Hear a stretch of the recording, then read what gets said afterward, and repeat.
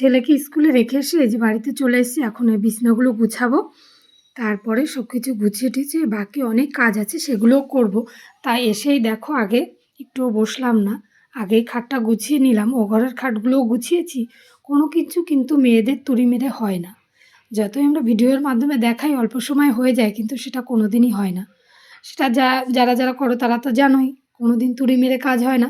তারপরে দেখো আমার ড্রেসিং টেবিলটা ছেলেকে ক্রিম মাখানোর সময় এলোমেলো করে ফেলেছিলাম, তাই একটু গুছালাম। এদিকে সব কিছু গুছিয়ে রেখে আবার এই দিকটা একটু দেখছিলাম যে কোনো কিছু ফেলে দিল না কি ছেলে। গুছিয়ে রাখলে তো সেটা গুছানো থাকে না। তা যাই হোক, আমার কিন্তু প্রচণ্ড ঠান্ডা লেগেছে, কথাগুলো আটকে যাচ্ছে। আর এমনিও আমার শ্যুটটা তেমন ভালো না, আমার শ্যুটটা পছন্দই হয় না। আমি মাঝে মধ্যে ভাবি আমি ভিডিও ভয়েসে দেবো না, তারপরেও ভাবি যে না, কাজ করতে গেলে তো করতেই হবে। তারপরে দেখো আমি সবগুলো ঘরগুলো গুছিয়ে নিলাম।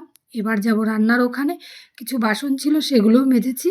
সকালবেলা ছেলেকে স্কুলে নিয়ে যাওয়ার আগে সিদ্ধ ভাত করেছিলাম, এখন করব তরকারি। এখন এই বেগুনটা ভাজবো, আর কি তরকারি করব সেটাও ভাবছি।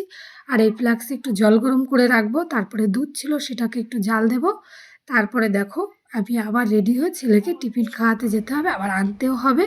তা যাই হোক, আজকের ভিডিওটা এইখানেই শেষ করলাম। টাটা।